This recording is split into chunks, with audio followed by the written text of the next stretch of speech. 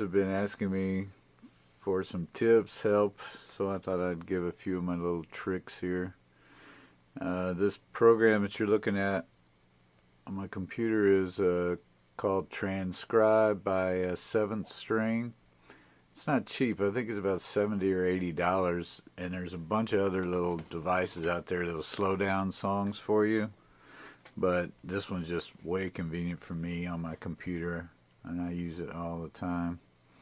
But let's see, I'm going to open up iTunes, and let's say, shoot, I should have had Hendrix in here. Hendrix. I sure can't spell. Here we go. Alright, we're going to go over Little Wing. So the good thing that I like about this program is that I can just drag and drop Little Wing from iTunes into my Transcribe. Now here it is, and I'll put it on, it's on 100%, which is full speed. I can play it.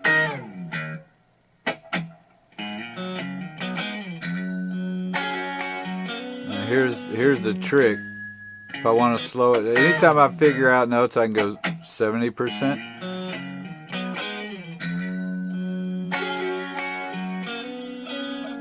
Go 50%.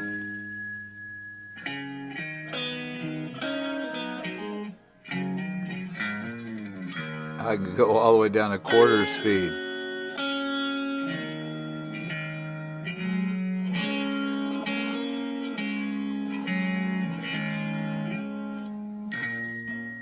It's also adjustable down here at the bottom, where you can go any speed you want, really.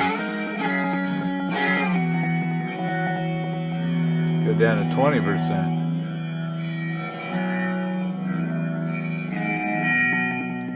And the key never changes, which is nice.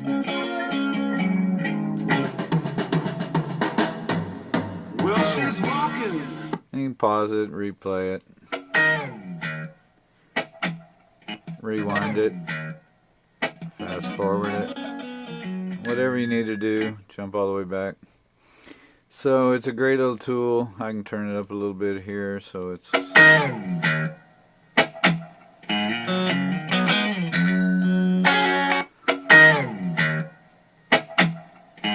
So you can see it's real nice. Even with this, sometimes it's really hard to pick out the notes, and I'll just look for clues and hints. Like in some of these passages, one in particular that I had problems with. Let me go forward.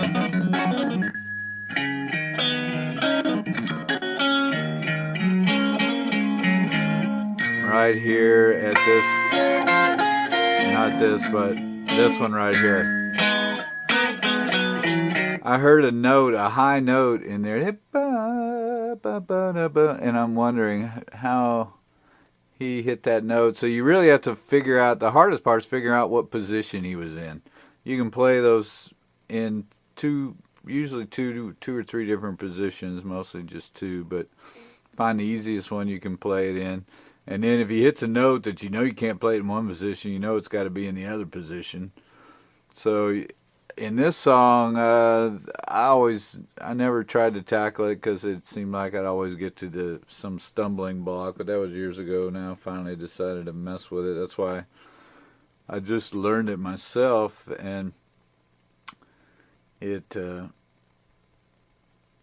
there's a couple, he jumps around quite a bit, a lot more than I thought in the beginning, so that's why it's easier to play for me now that I know the right positions.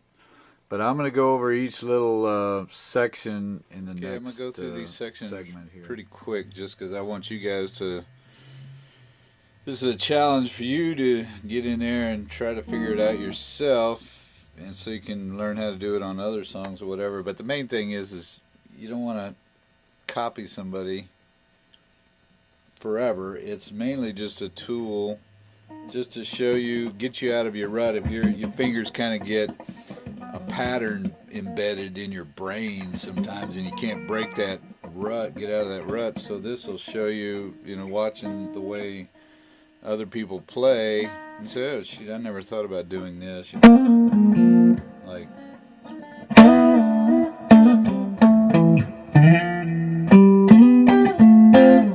I would have never thought of that. Like,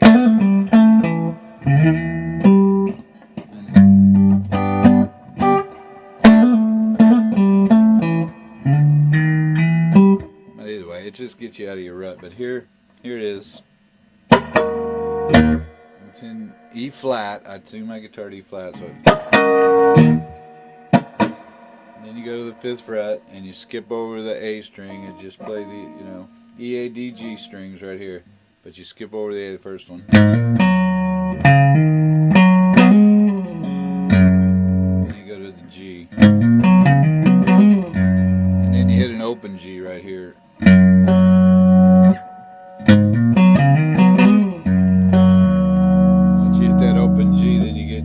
Position.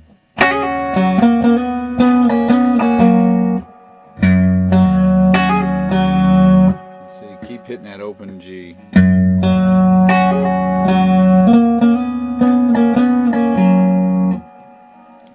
Okay, you got that? And then you go to the open A. Skip the D string, that's just like the opening there. This is something that, his little nuances are pretty cool, but instead of a hammer on there, he just kind of goes, he hammers on the 2nd pat.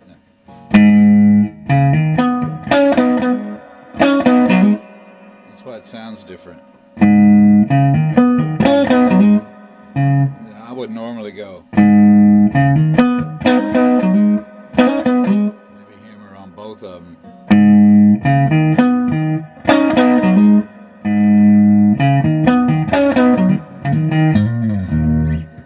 Go back to your E, and then once you hit that open E, you come up to this position, which would be your,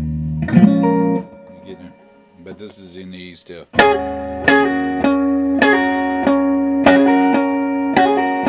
Actually, it's a hammer on. Yeah, I'm sorry.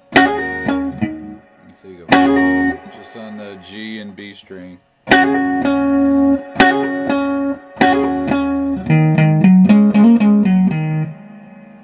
Goes.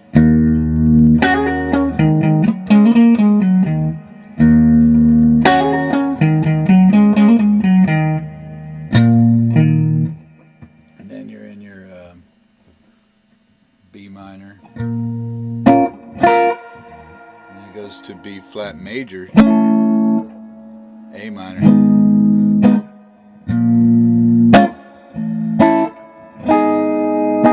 But you do this. I messed it up in the beginning of the video, but and they do variations, but that's what he does on that version. I just hit the octave, the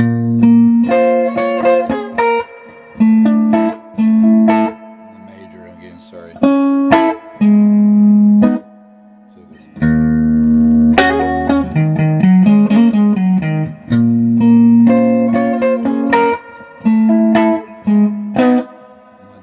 This is the part I had problems with.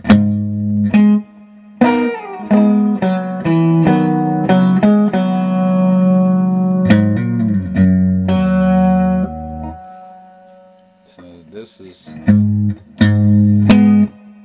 it's A minor, but I don't touch I'm not playing the A string, I'm just the octave here kind of.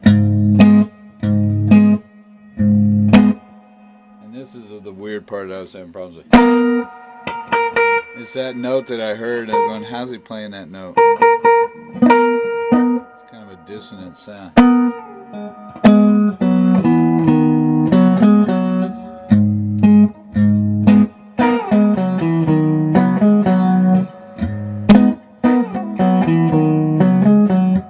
originally, that's why you have to listen to them over and over again, because you'll think you got it and you don't. The first time I heard it, I swore I heard this.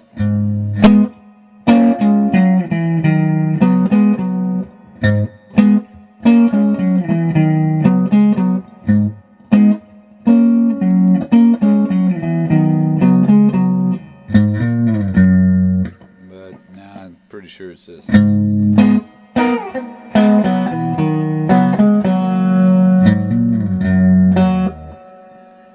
so you go A, B, G. Hit that open G again. He does that a lot. And then on these chords, here it goes. Keep that G open the whole time.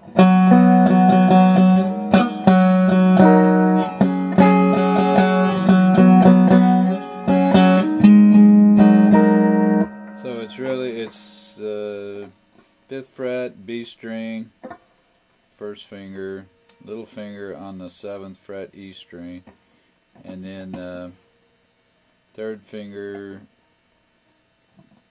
D string on the 7th fret there. And just hold that position so you slide it up.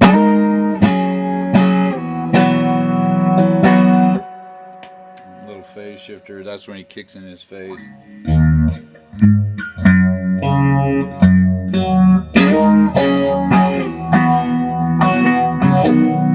it just goes to C right there with your little finger on the G on the 3rd fret. Instead, this is the C. Keep that G on there.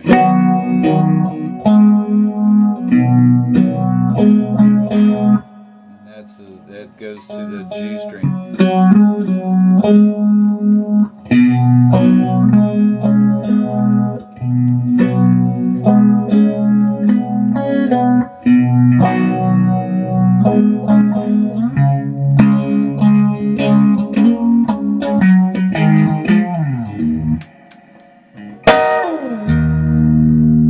And I mean, all the other stuff he does in there, I'll try to do that later.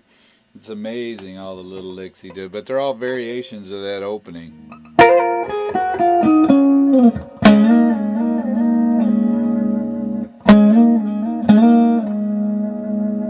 You know, he does a lot of it's just variations. That's what's so cool about him and his genius brain, how he would just take all those things and just change them up continuously.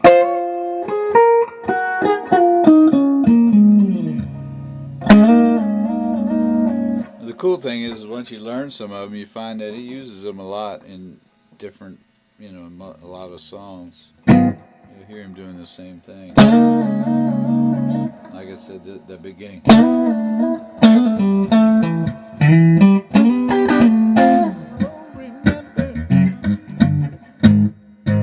What key is that in?